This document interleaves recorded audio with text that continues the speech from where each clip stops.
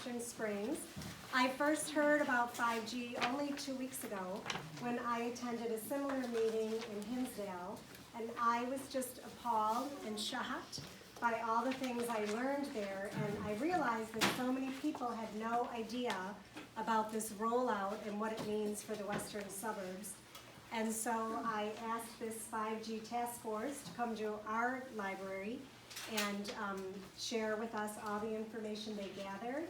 And so I'd like to introduce you to Christine Trainer, who will give you a little bit of background about 5G. Thank you so much. This is a great turnout tonight. Oops. Here we go. Right when it started. Well, thank you for coming tonight. As Pam said, we are here to learn about 5G and really what it means to our town, what's happening with this 5G pilot that's about to roll out in Hinsdale, Western Springs, and Schaumburg, and what our team has been working on. So we're really happy that you all turned out tonight. I hope everything wasn't too bad. So why we're here? What is 5G? So 5G is the next generation of wireless technology. So think self-driving cars, smart homes, appliances, anything that just you talk to it and does what you want. Sounds pretty cool, right? There's some downsides to it. So when you give you some context, let's look back at the history of wireless and starting with 1G. So 1G was mobile voice calls. So that was back in 1983. Then we moved up to 2G in 1991. That included text messaging and voicemail, which was pretty cool. Then in 1996, the FCC thought, we better start setting some restrictions and regulations to protect people because 2G wasn't perfect. It was not without some adverse health effects. So let's protect our citizens. So that was in 1996. And that was based on 2G. That is what our laws are still today. They protect us based on 2G wireless. So that is only voicemail and text messaging. Well, since then, 3G, mobile web browsing, 4G, movies downloading, everything you want right at your fingertips. Well, and now 5G. And 5G is not just an incremental uptick like 1G to 2G was, because to compare, 4G uses, you can see 2 to 6 gigahertz, and 5G is in the 20 to 100 gigahertz spectrum. So it's not just an incremental uptick. We are very happy to have Mr. Martin Scott, who's Director of Community Development here from Western Springs, along with Matt Suppert, who's the Planning Municipalities Director. So thank you for both being here. Mr. Scott's going to speak to you directly about what's happening in Western Springs. So let me introduce Martin Scott and turn it over to you for a few moments. Sure. So in Western Springs, and Matt Super is here, Director of Municipal Services. In Western Springs, it's still a fluid situation here. We are bound from what our attorneys, our legal counsel have told us, we're bound by the FCC and state regulations to look at the aesthetic aspects only, and to stay away from the health concern side of the entire issue. So when something comes forward and we've got to review it, it is a 30-day review time of a set of plans in which we have to verify whether or not the application is complete, and then a 90-day review time that we have on reviewing it. So from the village's side, the aesthetics are important, obviously, for everything from property values, just to general quality of life in the neighborhood, and people enjoying a view out their front or back windows. So from that aspect, it's very unusual for us because typically the federal government and the state government will stay away from us when it comes to regulations. except maybe like for floodplain or for certain types of very toxic pollution or something like that. When it comes to zoning and the physical environment, usually it's left to us. As you probably well know, the providers gather together to lobby to make this happen, and that's where it's handcuffed us. Our village board is, like you, learning more and more about it each week, and some of the handouts you had here, I'll make sure I get back to them. We're also working with our regional councils of government, or COGS, which lobby state and federal government. So ours is the West Central Municipal Conference, but we're also an informal consortium, communities are meeting. So village managers, people in my position, Matt's position, meeting to talk about how it's impacting each community, and then talking to those councils of governments. And then, as President Gallagher did when she was in Washington not too long ago, meeting with representatives at the federal level and explaining to them the concerns that have been brought forward to the village. So, and some of that is hopefully making some headway. There is, so again, our approach is really, we are looking at it cautiously. There's no rush on our end either. There's plenty of other core services that we needed to supply day to day and week to week that the village we're focused on, and this isn't one of them. It's not something we're in a hurry with. So, and I noticed here too, you have unable to confirm the number, proposed number in Western Springs. We don't know that right now. So some providers haven't come forward at all. Some we're expecting to be represented by outside agents that'll come forward, companies that may be, for instance, like a agent that would otherwise be involved with like billboards and would lease those out for a company. They'll come forward to apply for permits and come forward, and so it could be a variety. So that number is just unknown right now, as opposed to Hinsdale, where obviously they have a number in mind for at least one of the providers. So that's really about it. No, that's great. I do want to point out, so this number for Hinsdale is just a phase 1, so it's 140 to start. And it, the plan is to have about 12 on every block. That's how 5G would work most efficiently and effectively. We're gonna have, I'm sorry, I want to see the Q&A. We're gonna have a Q&A period at the end. I should have said that beforehand. So definitely hold your questions. We just have a ton of information to cover. We want to make sure that we get through it all, and then we will have a nice Q&A period at the end. So thank you, Mr. Scott. So, although Western Springs does not know their number yet, the 140 number is kind of, we know where it's at least 140 for Hinsdale. I would assume that Western Springs would be the same, and Schaumburg maybe slightly more. But we don't know that, and the villages don't need to tell us that until the actual permits are filed. And with the streamlining bill 1451, it took away the local municipalities' power to oppose, except based on aesthetics. So that is kind of the problem, because once the permits are filed, they will be approved de facto, because the village can't oppose them. So that's why you need everyone to be here, to be educated, and to voice your concerns. So I'm gonna, with that, I will turn on the presentation. Here you go, to Paige Glendenning. Yes, hi everyone, thanks again for coming. Back up here so you can see this. A couple key points that Mr. Scott pointed out is that we cannot oppose this based on health reasons. Okay, that was written into the Telecom Act of 1996. And they stated that because the idea was that as technology progresses, right, we can't have one person saying, I don't want it, and then the next person says, we do. And I think this was, I hope, started with good intentions. It has become something that is not.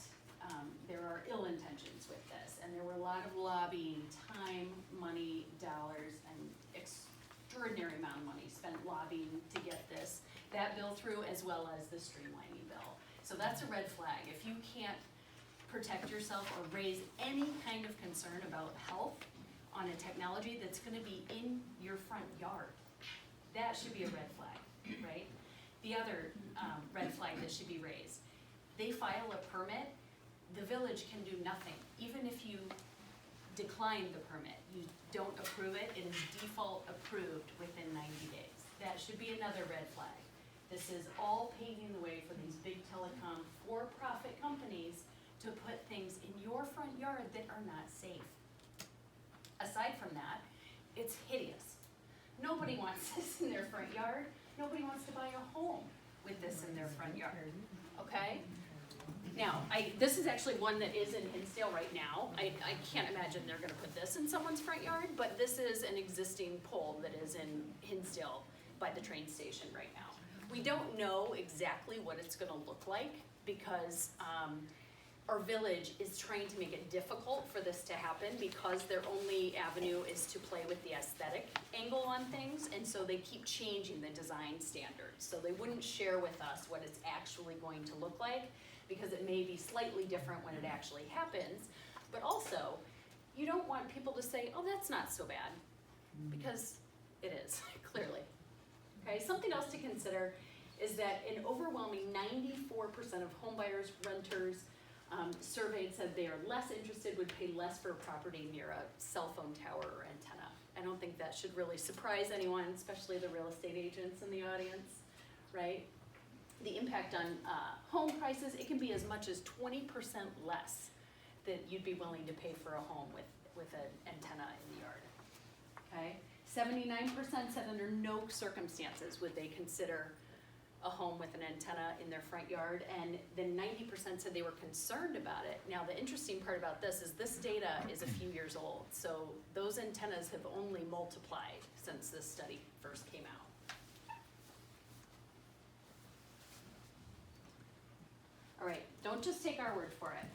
This is a word from former president of Microsoft Canada, Frank Clegg. So I'm gonna let him speak to you.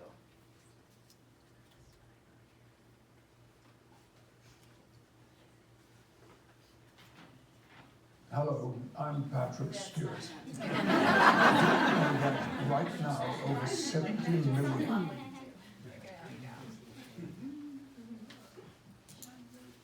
Hello, my name is Frank Clegg, and I've spent over 40 years in the technology sector. My most recent position is president of Microsoft Canada. In my career, I've seen the tremendous benefit that technology can provide. I've also seen the potential harm if technology is not implemented correctly. And I believe our current implementation of wireless technology is not safe. That's why I co-founded Canadians for Safe Technology and why I joined the business advisory group of the Environmental Health Trust. I am especially concerned about our current implementation of 5G wireless technology. And the more research I do, the more experts I talk to, the more concerned I become. Now, there's no doubt that there are benefits such as autonomous vehicle and faster download speeds. At the same time, I think there is potential harm. I think it's important that we understand that 5G is not just an incremental number on our cell phones. In fact, over 230 scientists and researchers from 41 countries around the world have formally written to the United Nations, their member nations, and the World Health Organization, expressing their concern over the planned rollout of 5G technology, especially for vulnerable populations such as children, pregnant women, and the environmentally sensitive. They have been joined by state legislatures and federal regulators who have asked the FCC to provide evidence that there is no harm from the rollout of 5G technology. There's no doubt that the engineers and businesses and companies that roll out technology are well-meaning. However, their focus is on being first to market and getting new products into the market as efficiently and quickly as they can. I am not aware of any research or studies by my industry or related industry that deal at all with the health or safety effects of wireless technology. Here are some important facts about 5G. 5G technology has not been tested. I am not aware of a single study that shows that 5G technology is safe. 5G, as in all other wireless technology, gives off radio frequency radiation, which is absorbed in the human body and accumulates in the human body. One segment of 5G technology are millimeter waves. Millimeter waves are used by the US and Israeli government in their active denial systems, which are used for crowd control. And what they do is they provide a very painful reaction in the skin organs of the body. We have no idea what the impacts will be to human health if that kind of millimeter wave technology is used and we're exposed to it 24 hours a day, 7 days a week. There are significant proven health effects from wireless technology and wireless devices. These include insomnia, headaches, fatigue, heart palpitations, all caused by exposure to wireless devices and the radiation from them. More serious symptoms and conditions include heart arrhythmia, infertility, tinnitus, numbness or tingling in the extremities, diabetes, cancer, and permanent DNA damage. Mental health is also in factor, with increased anxiety, depression, rises in ADHD and autism, mood swings, and emotional instability. In fact, all of these health factors and conditions have risen exponentially over the last 30 years, and hundreds of studies that show proof of biological harm from wireless devices. Most recently, in 2018, the National Institute of Health's National Toxicology Program released the findings of a 14-year, $25 million study that showed clear evidence of harm in terms of cancer and permanent DNA damage. This study, several months later, was verified by the prestigious Ramazzini Institute out of Italy, which found the same results. Now you may ask how a product that has this potential harm could ever be released to the market and to the public for public use. Well, the way the process works is the FCC regulates all wireless devices and products associated with them. Unfortunately, the FCC is made up of previous telecom executives, lawyers, and engineers. It does not have any scientists or doctors that you would expect to be involved with the regulation of potentially harmful products. In fact, the FCC guidelines are 20 years out of date without any major significant improvement. Countries such as China, Russia, Italy, and Switzerland have safety guidelines that are 100 times safer for their citizens. The FCC guidelines are based on small, short-term, infrequent exposure. They do not worry about the accumulated effects for multiple devices. They don't measure or monitor exposure 24 hours a day or 7 days a week. And they have no special consideration for children, pregnant women, or those who have shown environmentally sensitivities to wireless radiation. In addition to the concerns about the guidelines, there is actually no oversight provided by the FCC, and in fact the telecommunications industry is self-policing. So what we are left with is almost a Wild West scenario where the regulations and the guidelines are significantly lacking and the industry is left to its own accord to roll this technology out to the marketplace. In addition to the concerns about the FCC guidelines themselves, the Federal Telecommunications Act of 1996 prohibits any telecommunication company to be sued on the basis of the safety or health of their products. So in other words, there is no liability to the telecommunications industry of any of the impacts of their products. Just last week, the reinsurer Swiss Re came out with their annual forecast, and they specifically identified 5G technology as an upcoming insurable health concern globally over the next 3 years. There is also mounting evidence that the telecommunications industry knew about the potential impacts of RF radiation years ago. And in fact, we're starting to see some of the behavior from my industry similar to what the tobacco industry did over the last few decades. The telecommunications industry has over 500 lobbyists working in Congress and other areas of legislature protecting the industry. Together, all of these issues that I've referenced, plus the general lack of awareness in the general public, have led us to the situation where we are today. So where are we today? Today we currently have a significant amount of exposure in our homes, in our businesses, our schools, and in most public areas we go to. Cisco has announced and predicted by 2030 there will be over 500 billion wirelessly connected devices in the world. That works out to be almost 60 devices for every person on the planet. Many states and cities around the world are debating and passing legislation about the rollout of 5G technology. And in fact, what we're seeing in the US is at the federal and the state level, they're fast-tracking some of this legislation to support the rollout of 5G infrastructure. Unfortunately, this legislation seems to be taking away all individual rights and the rights of local towns and counties and cities and passing more power to the telecommunication companies. We believe this is a historic and precedent-setting power shift from the individual and state and local level over to an industry. In fact, many communities in the US and around the world are passing moratoriums preventing the rollout of 5G technology until it is proven safe. 5G will impact you personally. There are designs that show the requirement for small cell 5G antennas as close as every third house in the neighborhood, and could be as close as every 500 feet in public areas.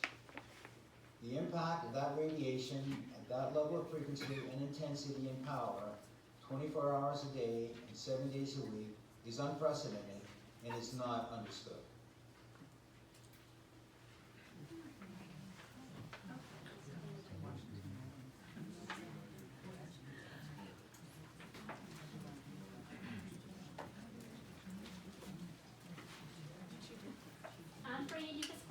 I'm going to do the next section, which is really presenting some of the science and some of the data that's out there.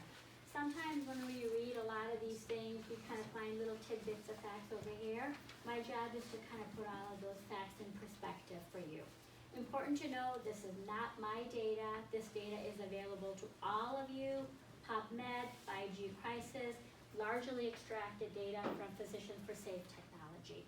So my job is just really to present it to you and put it in perspective for you. Okay, so I'm an OBGYN. So imagine you came to me as a pregnant woman and you were like, can I take this medication? And I'm like, well, let me look it up. I research it and I'm like, well, you know what, it's shown to cause DNA damage and it does cause cancer in rats, but good news, no data in humans, so go ahead and take it. So you would never do that.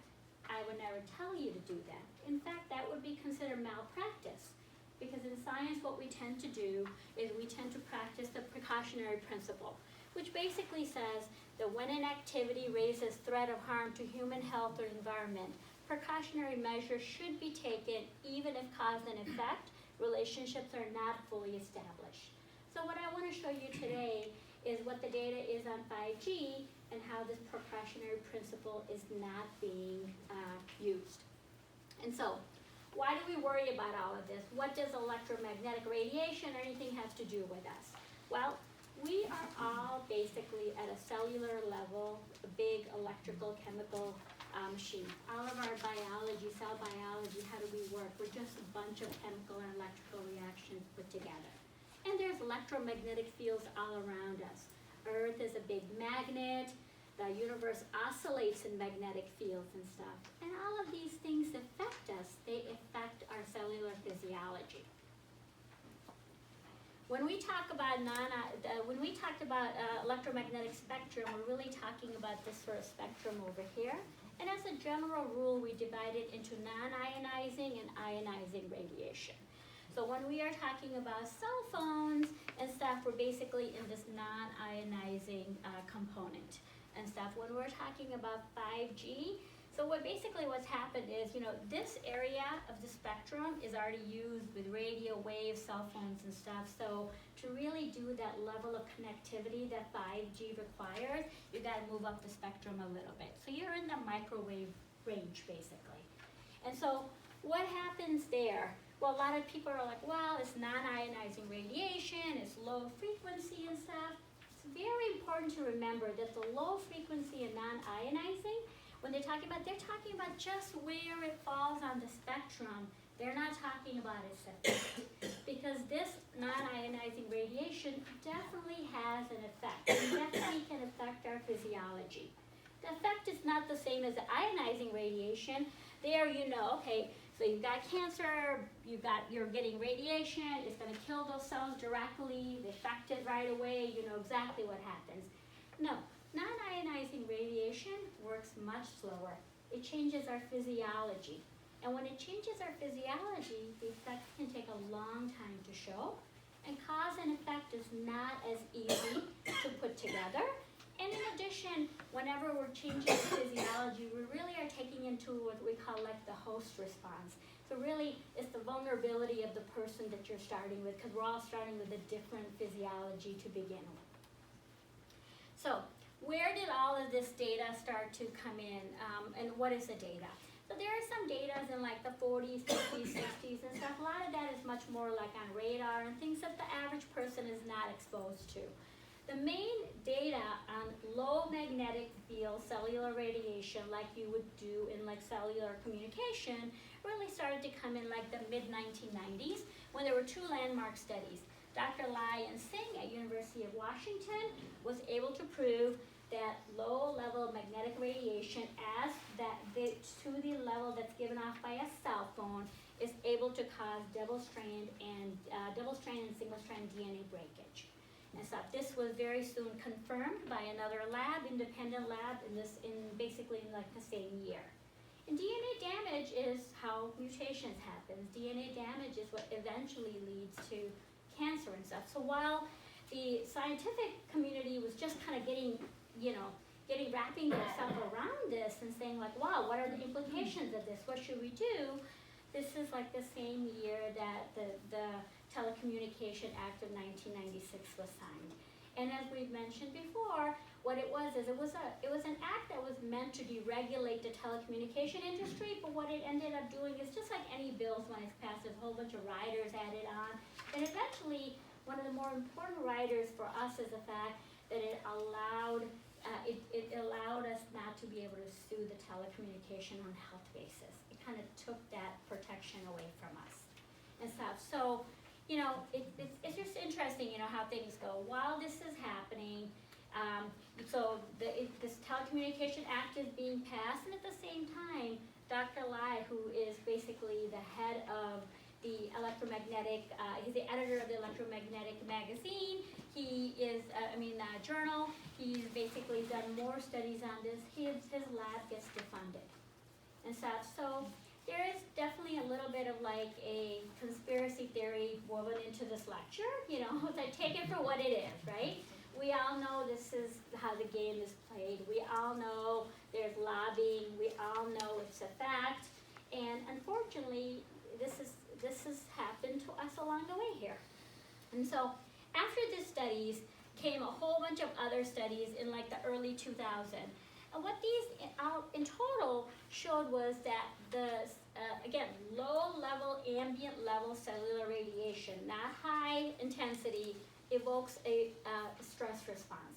Now, the stress response is not unique to cellular radiation. Stress response is anytime there's an insult to us, our cell reacts. It adapts its physiology to sort of to counter that effect. So this will happen with any toxin, any drug, any other radiation. So it's not unique to it. But the fact that it happens, it really allows us to extrapolate what would happen downstream. Because eventually, you do this to enough of your cells, your immune system is hyperactivated. And when your immune system is hyperactivated, it is going to give you autoimmunity, it's going to give you allergies, it's going to give you a lot of erratic symptoms because your body is just way too busy fighting the stress and it cannot deal effectively in other parameters. So probably the largest study in this was this reflex project. It was 12 centers across seven European countries, and they demonstrated this. Based on all of this data, this concerning data, the World Health Organization then classifies carcinogens in a category. The scientist literature asked World Health Organization to classify it as a 2A. A 2A is a probable carcinogen. That's what the data was supporting. Again, lobbying, a lot of other effects, a lot of other tests from industry and stuff, kind of like made a compromise and take it to 2B, which is a possible carcinogen. A carcinogen nonetheless. The next set of data came in basically on like the ecological data. So we started to see the honeybees actually have like a specific aura in their head that allows them to kind of come back to their hive and stuff. what happens is when they're near ambient level, the cell phone, this is like near a tower. So this is, again, not in a concentrated way, but when they're near a cell tower, that honing mechanism is not effective anymore. So they don't know what to do, they act confused, they're not able to be efficient. Birds, if they're near like a cell tower, their fertility is altered. They don't mate. They don't know what to do, or we don't know if they can't mate or they don't mate. Either way, they're affected by it. And stuff, and you know, we are all one system, right? We don't live in a little nuclear bubble. If our bee population suffers, if our bird population suffers, we're going to suffer. And these all animals have similar physiology to us, so you can't just say, oh, this only happens to the bee or this only happens to the bird. You have to kind of think that some of this is going to be also potentially happening to us. And so in fact, actually, it's kind of interesting is some municipalities actually have fought back on ecological data. So while we can't fight back on our health concern, there is some ecology data that we could potentially fight back on. Okay. Then came mainly the animal data. So the animal data, as a general rule, for any pharmaceutical drug out there, mainly you basically use the rat and the rabbit as a model. They basically get all the studies. And so in the rat, there's shown to be an increase in brain cancer and in renal cancer. There's an increase in hepatotoxicity. There's increased renal toxicity. So how do we detox? Through our liver, through our kidney. If our liver doesn't work well, if our kidney doesn't work well, our body doesn't work well. These rats didn't do well with it. Then we start to see neurological problems, reproductive problems, and behavioral problems. And probably the best study in this thing is a study where they took pregnant rats and they exposed them to, again, ambient low-level radiation. And what happened? Their offsprings had neurological problems, or behavioral problems. They couldn't find their way back to the thing. They had difficulty recognizing novel stimuli. They were hyperactive, very much like things that you would see in like hyperactivity and like an autism spectrum in a child, but in the rat. And so those researchers went further then. They basically they cut open the brain of these offsprings and they looked at what happened. And they basically found that there was a loss of neurons in the prefrontal cortex. So our prefrontal cortex is our executive function. That is what gives us control over our bodies. That's what tells us what directions to go to. How do we suppress our emotions? How do we keep everything together? And if our prefrontal cortex is not working, we have attention deficit issues. We have executive function issues. We have everything. This study was extremely important because it kind of took away of why these rats may do it. It showed you exactly why they would do it. There was an effect on their frontal cortex, and which was reflected in their subsequent behavior. So now we're coming much more to the human data. So human data is going to be tricky, right? You're not going to be able to do randomized control studies and stuff. You and I are not going to volunteer and say, oh, let me be the guinea pig in this, right? So these data have to come in a little bit more of an organic manner. So the way that we're getting this data is through certain registries. So that there's Australia, Switzerland, Danish. There's some strong registries where this population is being able to follow very closely. And then what they're doing is they are looking at rise in certain cancers. They're going back retrospectively and saying, what is the cell phone use? What was their exposure risk? And starting to make links that way. And what they found is that there is an increase in a type of a brain tumor called gliomas. There's increase in a type of tumor in your ear called acoustic neuroma. There's increase in your parotid tumors, right, where your cell phone is at. They're able to correlate the rise along with the rise in technology. They're able to go back, give these people surveys, and extrapolate their cell phone use and correlate it with that. They're able to correlate which side of the head you used your cell phone on to where you get your tumor. They're able to, which parotid gland got the tumor. It was the side that the person used it on. Even on other tumors that are there, there's some case studies on breast cancer. Women, very young women who were putting their cell phone in their breast. ended up getting breast tumor. These women had no history of breast cancer in their family. These women had no history of carrying a BRCA or a BRCA gene or something like that. They got tumor, and where did the tumor occur? Right underneath the site of where the cell phone was and stuff.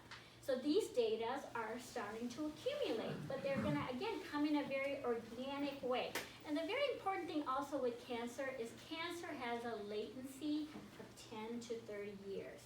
So you get sunburn as a child, you get melanoma when you're 40. Same thing. You're affected by a carcinogen early on, you're not gonna see the effect until you're much later. We're also getting neuropsychiatric data. The neuropsychiatric data is coming in the form of like ADD, autism, memory issues, is coming in the setting of depression and anxiety. And that's basically, it's basically they're showing pathways that certain neurotransmitters are altered. And what you end up with symptomatic is very much depending on what stage of life you're in. If that neurotransmitter change occurs when you're in utero or very young, you're going to get the attention and the autism and the memory issue. You get it as much older in life, you're going to get Alzheimer's. You're going to get neurodegenerative symptoms. You get it in the middle of your life where you're sort of able to compensate, maybe not so well compensate. You got the depression and anxiety axis covered. And then we're seeing people who actually have what's called electromagnetic sensitivity. Electromagnetic sensitivity is almost an extreme form of this. There's a rising increase of these people in like the last 10 plus years. And people thought, oh, these are people who thought they were crazy. They said, oh, something went wrong with me. They have ringing in their ear. They feel like their skin is on fire. They have memory issues and things like that. Now we're starting to realize that their symptoms are actually real. Because when they do actually functional MRIs, so functional MRIs allow you to see how your brain is processing. We see changes in their bodies. On a CT scan, they're not going to show any change. That's going to just tell you, is there a brain issue that's missing or hurt? So they would complain of these symptoms. They would go see somebody. They'll get a neurological test, a standard CT, and they're like, oh, nothing is wrong with your brain. You're fine. But now that they do functional studies, functional MRIs, we see that the physiology is changed. And just like I said at the very beginning, the non-ionizing radiation, the host response is important. So there is probably some level of a setup for these patients already. And what happens is electromagnetic completely knocks them into like a different realm. Stuff. This is starting to be recognized in many countries as a real disease. And is treated and is covered and everything. So it is a very life-changing event for a small percent, but real percent. There's actually data also that shows that who gets electromagnetic sensitivity. A lot of people who've had a concussion before, who've had meningitis or something before. So again, they're starting off with possibly a little bit of a hit already, and then electromagnetic rate has completely knocked them over. Pregnancy data. So in pregnant women, there's a higher rate of miscarriage, it's closer to cell tower, and stuff. Their kids have a higher rate of speech problems and stuff. Male infertility data is probably the most common data in humans, just because it's the easiest specimen to get.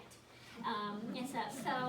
So basically, there are male. I bring out a point as an OBGYN. If I have a couple with infertility, and often if they're young, so if it's like a millennial, I'm gonna not get good semen analysis. It's never good and stuff. And then what do? We send them to the urologist. Urologist gives them vitamins, CoQ10. Also, let's get rid of the cell phone in the pocket. All of a sudden, you see that the sperm improves. And they've shown this in petri dishes too. They take sperm, they put it next to a laptop for just 4 hours. That sperm was not, the motility changed, morphality changed, it had DNA damage. Now just imagine this is what's happening. Your significant other, or as a guy, you have a laptop in your lab. That sperm potentially has DNA damage. And if that sperm is the one that impregnates and leads to it, that child will have that DNA damage. So there's some really serious downstream consequences that we have to think about. Last thing is just a little bit about the 5G itself. So the 5G is that you're gonna hear like, oh, 5G can only travel short distance, it's a very high frequency, so it can't really, it doesn't absorb as well and stuff. Well, there's actually a lot of other concerns about it. One is that there's so many towers so close together that the electrodensity, the smog that it creates is so much more denser. It is a much more standard frequency. They're low level, they're at our head level. So our kids, we are going to be much more of a direct hit for it. And then there's some really interesting studies that are showing that our sweat glands, for whatever reason, at that millimeter frequency, they act as little antennas. And that's why people think that as they pointed out, that people have like a burning sensation, they have a weird sensation. Again, it just has not been fully studied. And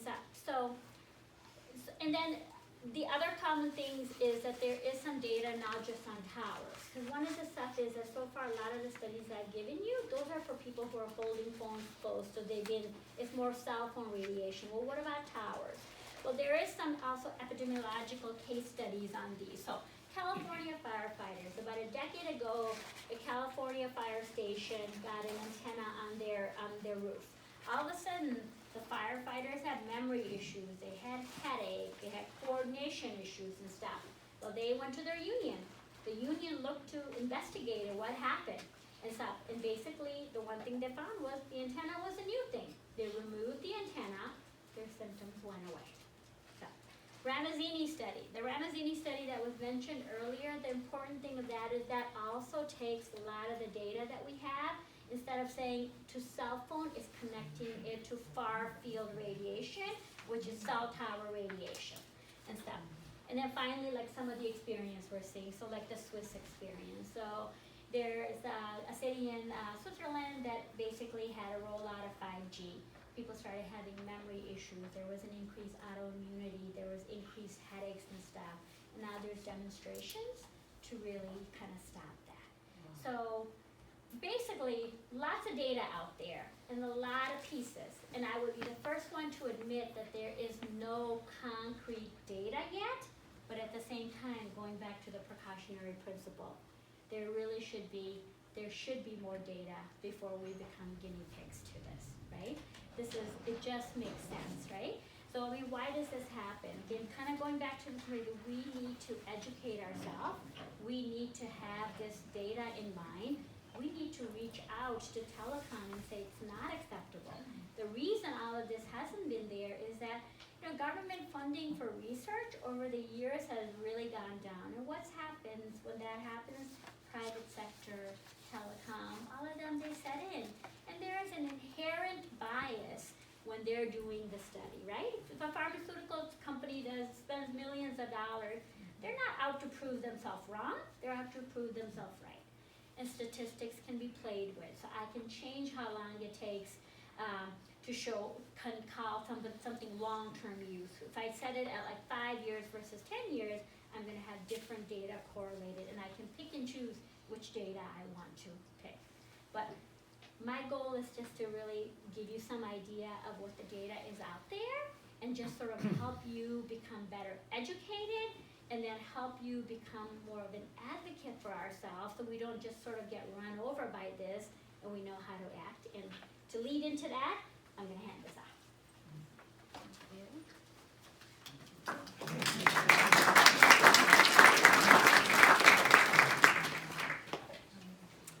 So my name is Marla Mango, and I'm just going to be going over some of the aspects that are going on in the courts and in government and ways that we can perhaps fight this. This is just some other key points that are going on, where these transmitters are going to be placed. And this again is in addition to what we're already exposed to. And again, Verizon's coming to Hinsdale, but there's more to follow. Finally, a concern is all of this data is being collected with the Internet of Things. So who is going to be securing that? Where's our privacy? So now really what I want to get into is the pushback that's going on. Worldwide, there has been a lot of pushback.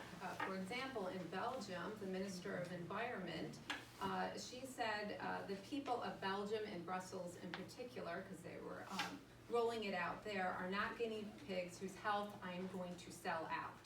So they have banned it. Ireland, certain counties in Ireland have banned it as well too. Germany, Poland have banned it. Swiss, large sections, the Canton of Vaud, put a temporary freeze on permits until it's determined that 5G is safe. United Kingdom, where I used to live, there was a lot of pushback, the MPs, because I can tell you the Brits do not want their gardens messed with. And then Australia came by a very unique approach. It's called the Broomhall method, and I know that there's somebody here who's very well versed on this. But he's a barrister who successfully denied applications and permits and also existing towers by saying that they base their litigation on actual radiation that they would constitute as an assault. So he went through it by criminal code and by civil code, which again is a great way to look at this because we need as many resources as possible. So now let's get to the US. There has been a lot of pushback. The first thing to go is that there are states that have introduced legislation dealing with 5G. Some of the states have completely banned until it's been tested. Now, so one of your handouts is actually a New Hampshire Act, if you could find that. New Hampshire, this was a bipartisan act, by the way, so they worked together. And they were saying they have banned it until it has been tested. But if you go to I, the section I, with this task force, and look down to D, and just look over number 1, they want these questions answered. Why isn't the insurance industry, covering these things? Why do cell phone manufacturers, in their legal section, in the very small print, say keep the device away from you? And again, as Frank Clegg had talked about, if you go to the next page, this is so fascinating. Why are the FCC radio frequency exposures limits set for the United States 100 times higher than countries like Russia and China? So again, they're questioning these things, and if you notice, the 23 states who have introduced, Illinois is not up there. Why do the residents of New Hampshire deserve this kind of safety and protection and we don't? So these are questions that we should be asking our politicians. Why aren't you protecting us? Now, the next case that is coming up, this was U.S. Court of Appeals, the second most powerful court. They ruled against the FCC's order eliminating environment and historical preservation reviews of 5G small cell towers. So just a brief history on that. President Trump and the commissioner of the FCC, his name is Pai, and again, Frank Clegg had referenced him. They want 5G. And direct quote from the president is, it's a race America must win. And it's a race that we will win. Well, I'm a competitive person, and I'm telling you, I don't want to win this race, and I don't think any of us do. So in any event, we had the Kiowa Band of Indians, they're Cherokee, and they brought up a suit saying that when the FCC did away to win this race with NEPA, the National Environmental Policy Act, and the National Historic Preservation Act, they said, we disagree with that. These are on tribal lands, and we want to have a review of it. So luckily, the district court agreed with them, and now many people thought, well, this is it, 5G is dead, but it's not. Because again, this is a priority by the administration. So it's a great start, and we're starting to see other communities now use this to preserve certain sections or historic preservation sections, and also, as was discussed earlier, the environmental aspect of it. What is the impact? Because we need to know that. This shouldn't be something that should be skipped over to win this race. Next, very important, what's going on right now is many class action suits in the Ninth Circuit. These are all pending, but what is going on with that is in twofold. We do have many communities like our own who brought Sue, and they're arguing that the presumption of the state and local regulations by the FCC is a violation. So we're gonna watch this very carefully. But on the flip side, we have the telecom companies who, they are arguing that these shot clocks, and I do suggest that Western Spring residents go to your website and listen in the August presentation about the shot clocks and what it has done to our communities by the telecom company. But again, you have these 90 days, and if things are not approved, then it's automatic.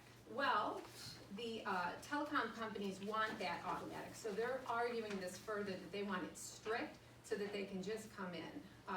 And again, please go and review. It's with the village attorney, Michael Mars, and he does a very good job explaining. Now, if you're moving down, you can see that there has been successfully fought cases in California, and they're saying that, again, using any argument to win, but that aesthetics alone are enough to justify the rejection of 5G. And that's what our communities are going through right now. We're just trying to use aesthetics, any way to win to slow this down. Now down here, Flower Hill and Manor Haven in Long Island, New York. These communities, as I said, have either banned or have denied applications. Now in Manor Haven, the village president there is very interesting. New Yorkers, I'm a former New Yorker, were known to be rude. Well, he was being rude to telecom, and he said, not only am I gonna put a moratorium in, I've just decided I am going to actually prohibit it, and we're gonna see where the ball lands. So they took that stance on it.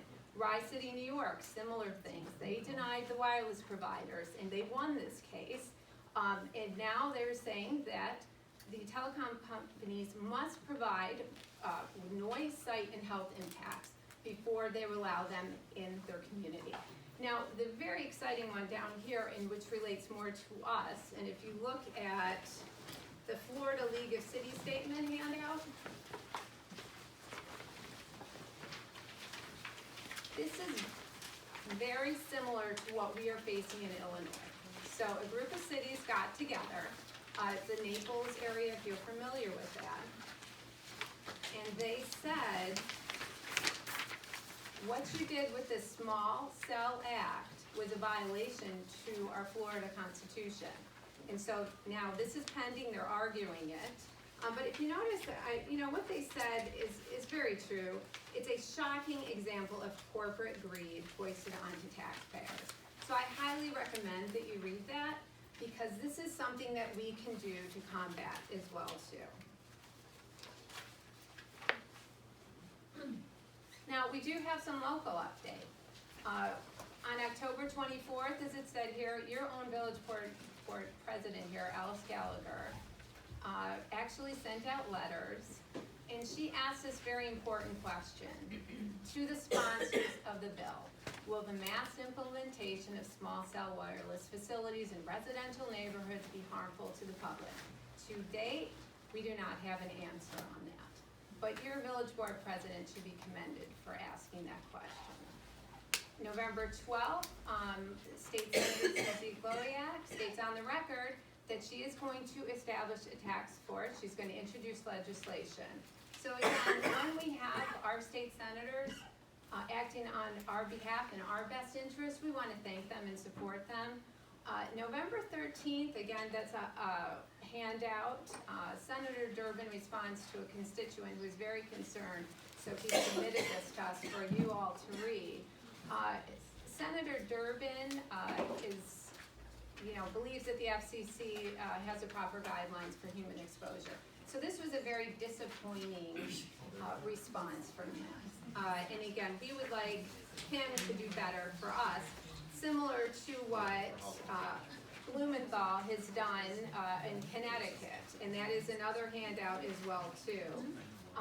We also would like to say with Congressman Daniel Lipinski, thanking him because he wrote a letter to Chairman Pai, again expressing his concerns regarding RF exposure. And And again, also, I'm sorry, skipping back, our own village board president of Hinsdale, Tom Colley, wrote similar letters to the House and Senate sponsors requesting that we get our municipal control back. And finally, this is exciting news as well too, the village manager of Hinsdale went to the DMMC, which is a DuPage Mayors and Managers meeting, requesting that they take a formal position on 5G, and if that is approved at the General Assembly in January, we could have lobbyists to combat the telecom lobbyists. So again, we want lobbyists working on our behalf. So, and what can we do to stop this? A common response from all of the representatives is our hands were tied because of 1451. So how can we untie their hands? Well, first off, you want to educate yourself. Again, don't take our word for it. Do your own research on this. But then you should weigh up the cost-benefit analysis too. So let's give our politicians the benefit of the doubt that when this new technology was being introduced by telecom, that it came along with 100,000 jobs. And if you're a politician and you hear we've got this great new technology, you're going to be the first ones, and it comes with 100,000 jobs, you're going to support that. But if you look at it, if you really do your own cost-benefit analysis, well, let's see. Property values will go down, and if there's a handout again with a Holly Mannion, who's in California, expressing that. Okay, so your health costs may or will increase. I believe that they will. We're going to, suffer some health implications because of this. And another misconception about this is you're going to be able to access this. Well, it's in front of my house. I'll be able to access it at least. No, you won't. You have to upgrade all of your equipment. So it's going to cost you money while your property values are going down. You actually have to upgrade everything. So now, and again, most egregious too, is our individual rights were taken away. We have for-profit companies coming in, taking our individual rights away, and taking control from our representatives who we voted in. So again, when you weigh it up, and then you contact our representatives, you should tell them, it doesn't add up. The 100,000 plus jobs in this new technology does not add up when we don't even need it. May I add just one thing to consider in that cost-benefit analysis? We actually pay their salaries. Yes, exactly. Very, very true. So again, what can we do? Contact our representatives, let them know that we're concerned and that we expect them to do and work on our best interest. Request from the village board, consider all litigation options. As we said with the Florida community, they brought suit against the bill. That might be something to consider. Not that they should, they have fiscal responsibilities as well too, but as residents, we need to tell them we support you in litigation options so that this way our rights are protected. And again, we could request the trustees hire a lobbyist if at the DMMC they do not take that on. So there are things that we can do.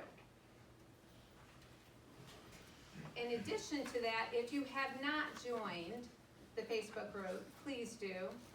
Also, please sign the petition.